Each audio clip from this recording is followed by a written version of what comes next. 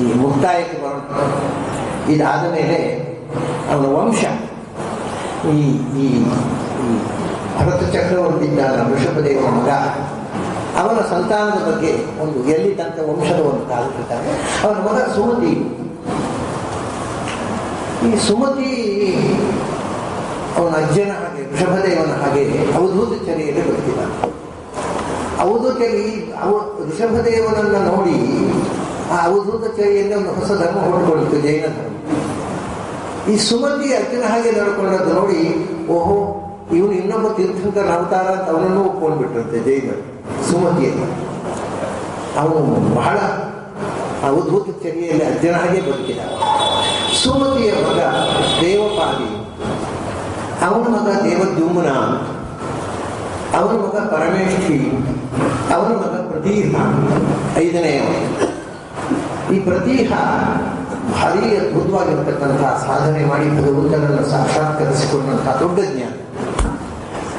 ಅವನ ಮಗ ಅವನು ಈ 3 ಜನ ಸಾಮಗಾನ ಮಾಡಲಿದ್ದಾರೆ. ಪ್ರತಿಹರತ, ಪ್ರಸ್ತೋತ, ಉದ್ಗಾರ ಅಂತ ದೊಡ್ಡ ಯಾಜ್ಞಿಕ. ಸಾಮವೇದವನ್ನು ಸ್ವತಃ ಸಾಮಗಾನ ಮಾಡ್ತಿದ್ದ. ಒಂದು ಪ್ರತಿಹರತ, ಅವನ ಮಗ ವ್ಯೋಮ, ಅವನ ಮಗ ಉದ್ಗೀತ, ಅವನ ಮಗ ಪ್ರಸ್ತಾವ, ಅವನ ಮಗ ವಿಭು, ಅವನ ಮಗ ಪ್ರಭುಷೇನ, ಅವನ ಮಗ ನರ್ತ, ಅವನ ಮಗ ಗಯ. ಅವನು 13ನೇ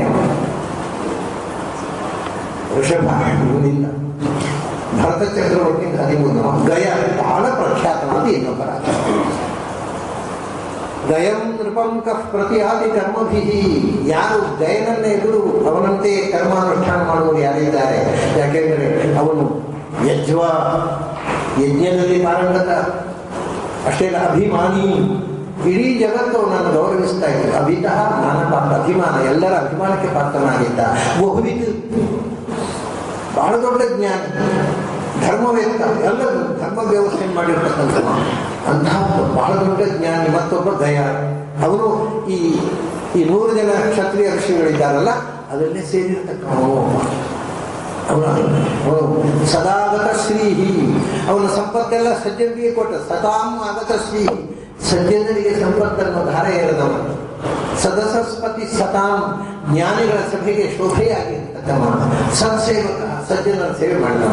ಅವನಿಗೆ ಸಾಟಿಯಾದ ಅನ್ಯ ಭಗವತ್ ಕಲಾಮೃತೆ, ಭಗವಂತನ ಸನ್ನಿಧಾನ ಪಾತ್ರರಾಗಿರ್ತಕ್ಕಂಥ 100 ಜನ ಕ್ಷತ್ರಿಯರಿದ್ದಾರಲ್ಲ ಕರ್ಮದೇವತೆಗಳು, ಅವರಿಂದ ಅನ್ಯನಾದವ. ಇವನಿಗೆ ಸಾಟಿಯಾದವ ಇನ್ನೊಬ್ಬ. ಇವನು ಕೂಡ ಭರತ ಚಕ್ರವರ್ತಿ ಪ್ರಿಯವದೇ ಸಾಟಿ ಇರ್ತಕ್ಕಂಥ ಮಹಾಜ್ಞಾನಿ.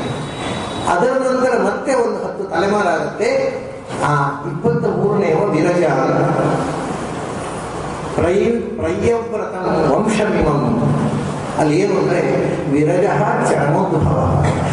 ಅದು ಕೊನೆಯ ವಿರಜ ಬಹಳ ದೊಡ್ಡ ಜ್ಞಾನಿ ಅವನು ಕೂಡ. ಅವನ ನಂತರ ವಂಶ ಬಿದ್ದು ಹೋಯಿತು. ಅವನ ಮಕ್ಕಳ ಕಾಲದಲ್ಲಿ ವಂಶ ಮುಂದುವರಿಲಿಲ್ಲ. ಅದನ್ನ ಚರಮೋದ್ಭವ, ಅವನ ಹೆಸರು, ತಂದೆಯ ಹೆಸರನ್ನು ಉಳಿಸಿಕೊಂಡು ಬಂದ ಆ ಕ್ಷತ್ರಿಯ ವಂಶದ ಕೊನೆಯ ರಾಜ ವಿರಜ. ಅವನು ಚರಮೋದ್ಭವ. ಅವನು ಏನು ಮಾಡಿದ? ಅವನು ವಂಶದ ಮರ್ಯಾದೆಯನ್ನ ಅವನು ಅಕರೋದ್ ಅತ್ಯಲಂ ಕೀರ್ತಿಂ ವಿಷ್ಣು ಸುರಗಣಂ ಯಥಾ. ದೇವತೆಗಳಿಗೆ ಗೌರವ ತಂದಂಥ ವಿಷ್ಣು ಹೇಗೆ ಎಲ್ಲ ದೇವತೆಗಳಿಗೆ ಮಾನ್ಯನಾದನು, ಹಾಗೆ ಇಡೀ ಕ್ಷತ್ರಿಯ ವಂಶವನ್ನು ಅಲಂಕರಿಸಿ ಮಾನ್ಯನಾಗಿರತಕ್ಕಂಥವ ಗಯ ಅಂತಕ್ಕಂಥ ರಾಜ. ಅವನ ಪರಂಪರೆಯಲ್ಲಿ ಕೊನೆ ಬಂದವ ವಿರಜ. ಅವನು ಅದೇ ರೀತಿ ಅಲಂಕರಿಸಿದ. ಅಲ್ಲಿಗೆ ಋಷಭದೇವನಿಂದ ಪ್ರಾರಂಭವಾದ, ಭರತ ಚಕ್ರವರ್ತಿಯಿಂದ ಪ್ರಾರಂಭವಾದ ವಂಶ ಅವನಿಂದ 23ನೇ ತಲೆಯಲ್ಲಿ ಮುಕ್ತಾಯವಾಯಿತು. ಅವನ ಮಕ್ಕಳಿದ್ದು 100 ಜನ. ಅವು 100 ಜನ 100 ಪಾಲಾಗ್ಬಿಟ್ಟು ಯಾರು ಮತ್ತೆ ಮುಂದೆ ಉತ್ತರಾಧಿಕಾರಿಯ ಬೆಳೀಲಿಲ್ಲ. ಹೀಗೆ ನಾವು ಪ್ರಿಯವ್ರತ ಮತ್ತು ಉತ್ತರಪಾದನ ವಂಶವನ್ನು ಹೇಳಿರ್ತಕ್ಕಂಥ ಭಾಗವತದ ಕಥಾಭಾಗವನ್ನು ನೋಡಿದೆವು. ಮುಂದೆ ಈ 5ನೇ ಸ್ಕಂದ ಮುಂದೆ ಬರ್ತಕ್ಕಂಥದ್ದು ಬಹಳ ಕ್ಲಿಷ್ಟವಾದ ವಿಷಯ, ಭೂಗೋಳ, ಖಗೋಳ. ಅದು ಸಾಂಕೇತಿಕವಾಗಿ ಬಹಳ ಅದ್ಭುತವಾಗಿದೆ. ಅದರ ಪೂರ್ತಿ ವಿವರಗಳನ್ನು ಇವತ್ತು ಕೂಡ ರಿವೀಲ್ ಆಗಲಿಲ್ಲ. ಪುರಾಣದಲ್ಲಿ ಬಂದಿರತಕ್ಕಂಥ ಆ ಭೂಗೋಳ ಮತ್ತು ಖಗೋಳದು. ಆದರೆ ಅದರ ಕೆಲವು ಮುಖಗಳನ್ನು ನಾವು ಅನುಸಂಧಾನ ಮಾಡಲಿಕ್ಕೆ ಬರುತ್ತೆ. ಪೂರ್ತಿ ಭೂಗೋಳ ಖಗೋಳವನ್ನು ವಿವರಿಸಬೇಕಾಗುತ್ತೆ. ಆಗೋಲ್ಲ ಅಂದರೆ ಅವ್ರು ಯಾವ ಭಾಷೆ, ನಾವು ಅಲ್ಲ ವರಾಹ ಮಿಹಿರಾಚಾರ್ಯರೇ, ಯಾಕೆಂದ್ರೆ ಜ್ಯೋತಿಷ್ಯ ಪ್ರಕಾರವೇ ನಾನು ಕೂಡಿಸ್ಲಿಕ್ಕೆ ಬರುತ್ತೆ. ನಾನು ಮುಂದೆ ಅದನ್ನು ಎಲ್ಲಿ ಹೇಳ್ತೇನೆ ಗೊತ್ತಿಲ್ಲ, ಎಲ್ಲಿ ಹೇಳಬೇಕು ಅಂತ ಹೇಳಿದ್ರು. ಒಂದು 2 ಪ್ರಸಂಗ ಬಂದರೆ ಅದನ್ನು ಜ್ಯೋತಿಷ್ಯ ಮತ್ತು ಇವತ್ತಿನ ವಿಜ್ಞಾನಕ್ಕೆ ಅನುಗುಣವಾಗಿ ಅವರು ಹೇಳಿದ್ದನ್ನು ಹೇಗೆ ಕೂಡಿಸ್ಲಿಕ್ಕೆ ಬರುತ್ತೆ ಅನ್ನೋದನ್ನು ಸ್ವಲ್ಪ ಮಟ್ಟಿಗೆ ಹೇಳ್ತೇನೆ. ಅದು ಮುಂದೆ ಬಂದಾಗ ಆದರೆ ಮೇಲೂ ನೋಡಬೇಕಾಗುವಾಗ ಅದನ್ನು ಕೂಡಿಸ್ಲಿಕ್ಕೆ ಬರೋದಿಲ್ಲ. ಅವ್ರು ಏನು ಹೇಳ್ತಾರೆ ಅಂದರೆ, ವರಾಹ ಮಿಹಿರಾಚಾರ್ಯರೇ ಕರಾಂ ಕರತಲಾಂಗಮವದ್ ವಿಶ್ವಂ ಪಶ್ಯಂತಸ್ತೆ ಪ್ರಣಿಜಗತುಃ ತೇಷಾಂ ಆಶಯಂ ವಯಂ ನ ವಿದ್ಮಃ. ವ್ಯಾಸರು ಇಡೀ ಪ್ರಪಂಚವನ್ನು, ಇಡೀ ಬ್ರಹ್ಮಾಂಡವನ್ನು ಅಂಗೈಯ ನೆಲ್ಲಿಗಾಯಂತೆ ಕಂಡವರು. ಅವರು ಹೇಳಿದ್ದನ್ನು ನಾನು ಹೇಗೆ ನಿಮಗೆ ಹೇಳಿ, ಯಾಕೆಂದ್ರೆ ನನಗೆ ಅರ್ಥ ಆಗಲಿಲ್ಲ. ಅದು ವರಾಹ ಮಿಹಿರಾಚಾರ್ಯ ವೇದವ್ಯಾಸರು ಹೇಳಿರ್ತಕ್ಕಂಥ ಖಗೋಳ ಭೂಗೋಳ ನನ್ನ ಬುದ್ಧಿಗೆ ನಿಲುಕದ್ದದು. ಅದು ನಾನು ಅದನ್ನು ಟೀಕೆ ಮಾಡೋರು, ಯಾಕೆಂದರೆ ಅವರು ಇಡೀ ವಿಶ್ವವನ್ನು ಅಂಗೈಯಲ್ಲಿ ಕಂಡವರು. ಅವರ ಅಭಿಪ್ರಾಯ ಏನು ನಮಗೆ ಇನ್ನೂ ಸ್ಪಷ್ಟವಾಗಿ ತಿಳಿದಿಲ್ಲ ಅಂತ ಹೇಳ್ತಾರೆ ವರಾಹ ಮಿಹಿರಾಚಾರ್ಯರವರು. ಅಂತಹ ಭಾಗ ಮುಂದೆ ಇರೋದು. ಅದರಲ್ಲಿ ಯಾವುದೋ ಒಂದು ಮುಖದಿಂದ ನಾನು ನಿಮಗೆ ಮುಂದೆ ಆ ಪ್ರಸಂಗ ಬಂದಾಗ ವಿವರಿಸ್ತೇನೆ.